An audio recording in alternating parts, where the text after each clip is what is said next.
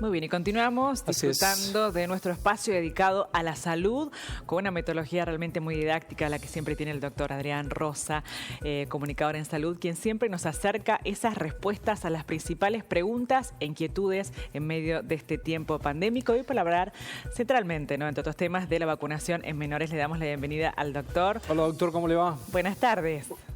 Buenas tardes, Julieta, Ezequiel y a todos los televidentes. Bueno, ¿cuánto hay que saber, doctor, respecto a la vacunación de menores? ¿Cuánto se habla sin saber? Bueno, ¿qué información hay a esta hora?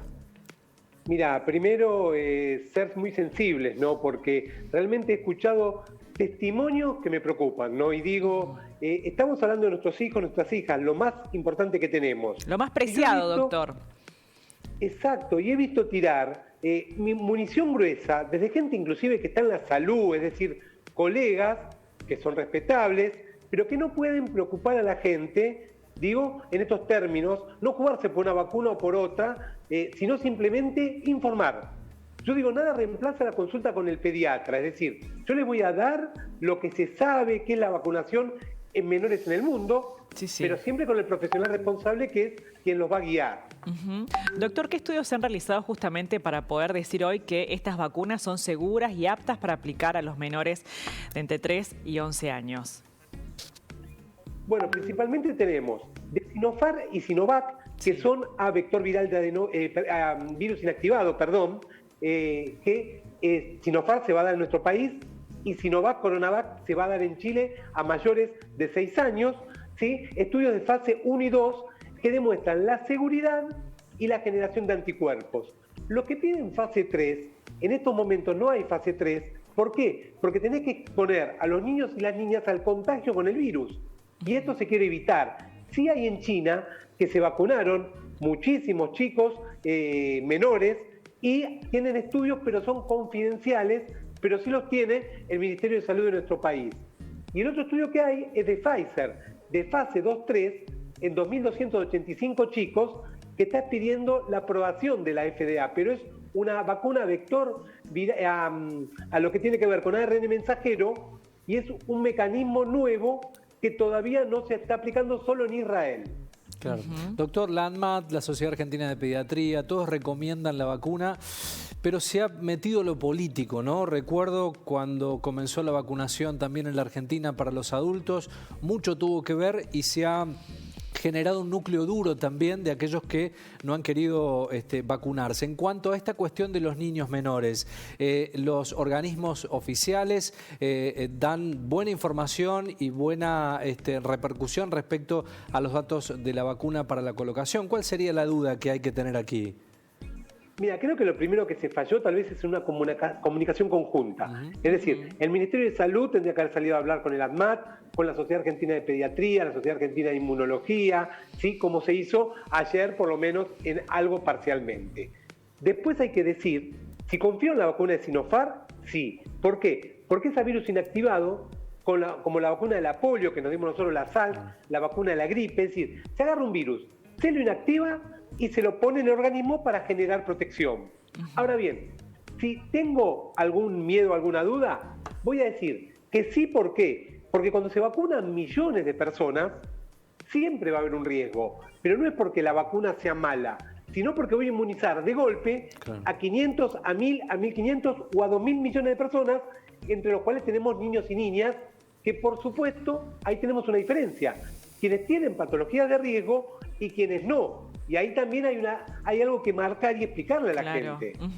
Entonces, podríamos concluir en qué beneficios y en qué riesgos de las vacunas para menores, doctor. Bueno, principalmente hablemos de las vacunas a virus inactivado, que sería de Sinopharm, que es la que estamos hablando. ¿Cuáles son los beneficios?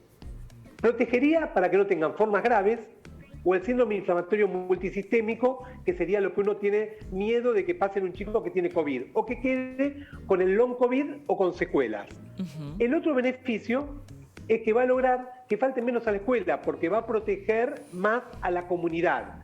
Y protegemos de esta manera a los más vulnerables, tratando de erradicar el virus, o por lo menos controlarlo en nuestro país, en cada región donde se dé. Ahora bien, ¿cuál es el riesgo? Vacunar mucho implica un riesgo. Puede haber reacciones alérgicas, puede haber algún problema en general, pero hasta ahora se ha visto que hay una muy baja incidencia y lo que se ve con la vacuna de Sinopharm, que les adelanto algo, se está dando o se va a dar a partir de la semana que viene 4 microgramos, que es la dosis igual a la de adultos, en 2 dosis, luego de 28 días, y como efecto adverso lo que se ve en su gran mayoría es inflamación, dolor o dificultad para mover el brazo en la zona de aplicación y febrícula. Esto por ahora es lo que representa en la gran mayoría de los casos vacunados con Sinopharm. Doctor, ¿y cómo debería darse, cómo se debería priorizar, ¿no?, a esa población de menores en cuanto a vacunar a quiénes primero, a quiénes después? Bueno, la primera buena noticia es que en Argentina tiene vacunas. Es decir, vamos a tener 10 millones de dosis, que como son 2 dosis, se estima que va a alcanzar para vacunar a los menores de 11 años.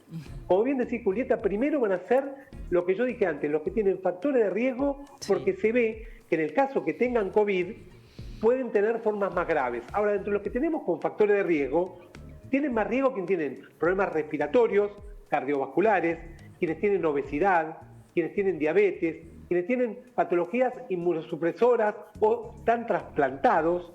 Y después, por ejemplo, los que tienen patologías neurológicas o retraso madurativo no estarían tan de riesgo porque las enfermedades de base que tienen o lo que tienen no es de gravedad. Pero bueno, para que la gente entienda que hay chicos y chicas que no han vuelto a la escuela todavía. Claro. Doctor, ¿se tiene el número aproximado de menores a vacunar en la Argentina? Mira, se estima aproximadamente, se inscribieron 400.000 en la provincia de Buenos Aires, ¿no? Y obviamente faltan muchos más. El resto de las jurisdicciones todavía no han abierto la inscripción, pero lo van a hacer ya, porque pensemos que el martes que viene se empezaría a inmunizar.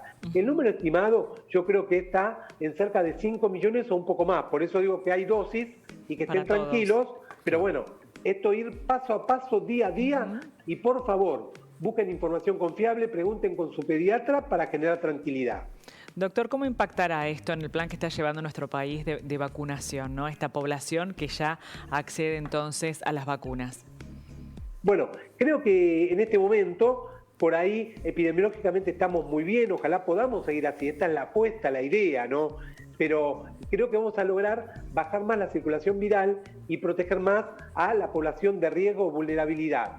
Los mayores de 18 que se anotaron ya todos tienen 1 o 2 dosis.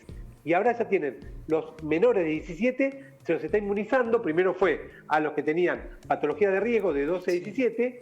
Lo mismo vamos a hacer ahora con los menores de 11 para abajo. Y después se vacunará a los menores de 11 sin patología de riesgo. Es decir, vamos a tener una de las vacunaciones más importantes hablando de salud. Yo no hablo de política partidaria y les quiero informar a la gente con responsabilidad. Porque la realidad es que han confundido mucho y han generado mucho miedo y ese no es el camino. Doctor, alguna información que, perdón Juli, que replicamos tiene que ver con esta cuestión, un segundo del tema, con los aforos que no se están respetando en la Argentina. Me parece que hay mucho relax respecto a las posibles variantes, la Delta, entre otros. Y pensamos y notificamos, graficamos en la tarde del noticiero la posibilidad de las canchas de fútbol, no respetando los aforos. ¿Eso puede generar consecuencias pandémicas para la Argentina en la etapa que estamos o no? Y sumo a esto que mencionás con respecto a los aforos, Ezequiel, bueno, ¿en qué espejo podemos mirarnos, ¿no?, por cómo estamos llevando adelante este momento pandémico? Bueno, yo confío en que lo que les dije la semana pasada, la variedad de vacunas nos va a dar un plus, es decir, tener diferentes tipos de vacunas, es una protección de la comunidad superior, pero es una confianza en base a demostrarlo por la evidencia científica. Pero le pido a la gente que no se relaje, es decir, airear y ventilar, usar el barbijo, cuidarnos, porque lo que pasó y que dijo Ezequiel es cierto, River y Boca o Vélez o partidos en la Ciudad de Buenos Aires. En Córdoba tuvimos Belgrano-Riestra, también en Santa Fe jugó Colón. Es decir, entiendo que la cancha es un lugar donde podemos hablar de menos riesgo porque es al aire libre, pero si está llena hay riesgo. Y si vamos a un restaurante, una confitería, ya los aforos realmente se han flexibilizado. Pero si hay que cumplirlos. Cuando decimos 50%, es el ejemplo que hay que dar, que es 50%.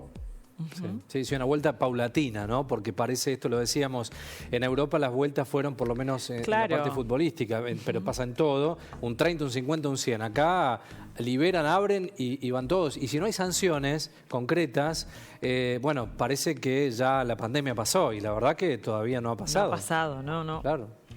Tenemos memoria frágil, ¿no? Sí. Nos olvidamos de los enfermos, de los muertos. Creo que por respeto a ellos y al equipo de salud, que no nos olvidemos que pasó un año y medio terrible el equipo de salud, o sea, toda la sociedad. Hablemos de la salud mental y todo lo que venimos transitando, ¿no? Hoy vimos el caso de una persona en Caseros, en la provincia de Buenos Aires, que se encerró y que, bueno, lamentablemente terminó con víctimas. Es decir, no voy a decir que fue por la pandemia, pero la salud mental nos afecta a todos. Entonces, recordemos lo que vivimos para no retroceder, porque somos un país muy amplio. Entonces después nos olvidamos de lo que vivimos y empezamos a pensar en vivir como si nada hubiera pasado. Y yo digo que sí, hay que hacer actividades, pero cumpliendo los protocolos en todos los lugares y en todos los momentos. Así es. Por último, doctor, bueno, ¿qué opinión le merece esto que no ha sido tratada la ley de etiquetado frontal en los alimentos? Bueno, me da mucha tristeza y me da mucha bronca, porque como digo siempre, ¿no? Yo hablo de salud y no de política partidaria. Pero acá no importa quién lleve el proyecto.